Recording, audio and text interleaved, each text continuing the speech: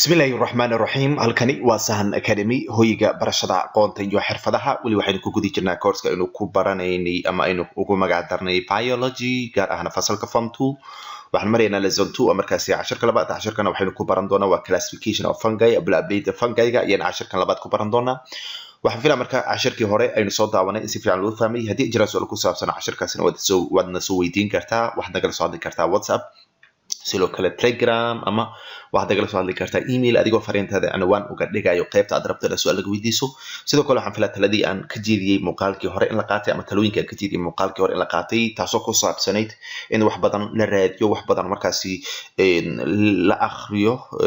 muuqaal walba waan ka sheegaa ama cashar walbo markaan sharxayo waan sheegaa waayo si ay dhiirigelin ugu noqoto casharada kaliya markaasi ma noqon karaan cilmi kuma noqon karaan cilmi badan waxaad ku helaysaa ama aad ka helaysaa inaad wax badan aad raadiso wax badan aad akhriso anigu gudaha kale marka biology form 2 lesson 2 oo casharka labaad classification of fungi marka fungi-ga ayagu are classified waa la kala ableeyaa according to ayadoo laga fiirinayo their structure law mil ayaa laga fiirinaa their structure qaab dhismeedkooda and form of sexual reproduction iyo sidoo kale hab tarankooda marka laga fiirinayo afar into 4 file afar qayb boqortooy ayaa loo qaybiyay yani fungi-ga iyadoo laga fiirinayo laba meel oo kala ah structure-kooda iyo sidoo kale habka ay u tarmaan afar qayb boqortooy ayaa loo qaybiyaa qayb boqortooyada koowaad oo ah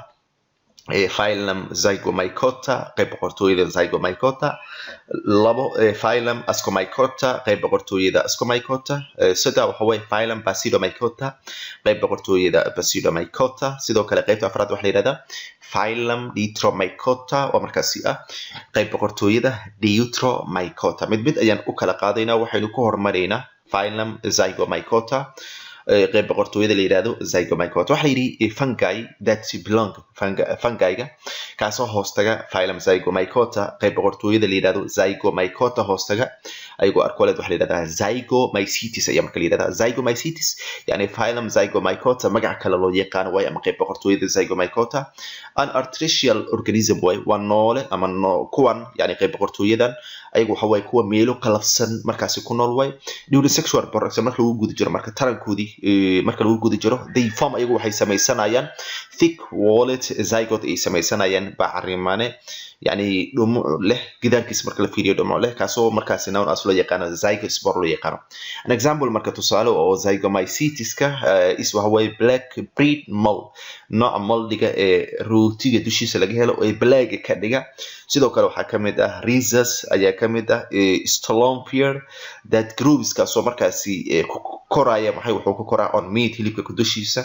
cheese farmaajada and breed ayuu markaasi wuxuu ku sameynaa oo grouping ayuu markaasi ku sameynaa marka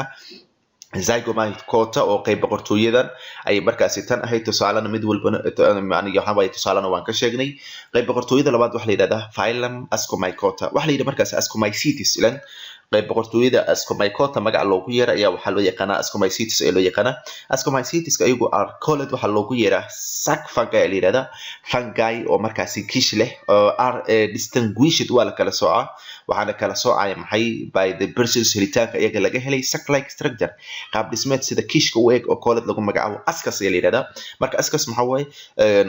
waxa way sac like structure way kaasoo laga helo fungi-ga laga helo where sexually produces spores form halkaas oo markaasi marka taranka uu socdo wuxuu soo saaraa form hab oo markaasi spore ayuu soo saaraa oo yani waxa way spore waa soo sheegnay waa small cell way kaasoo leh cytoplasm yar iyo nucleus yar leh Ascomycetes-ka marka laga hadlayo ayaga leaf waxay u nool yihiin ayaga parasitically dulin ahaan ay u nool yihiin oo noole kale ay ku dul nool yihiin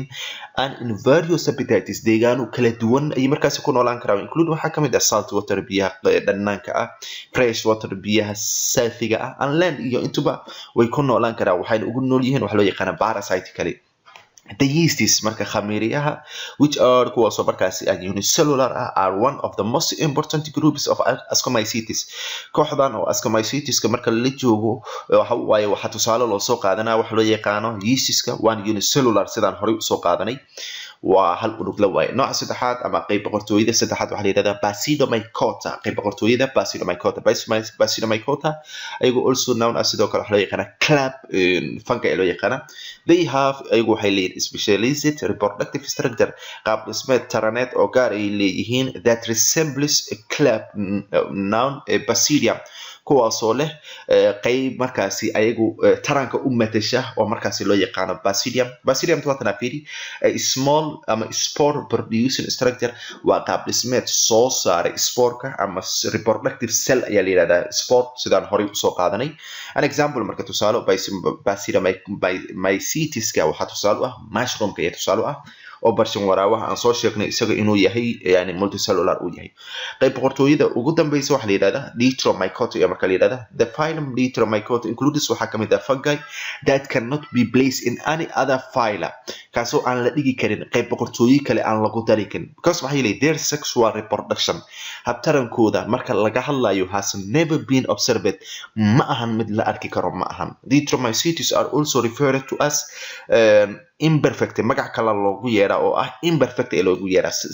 the word imperfect marka ereyga imperfect isaga is term way waa erey referred to loola jeedo ereyga imperfect waxa loola jeedaa lack of sexual reproduction waxa ka maqan يعني ترانك يا كما كان هنس النام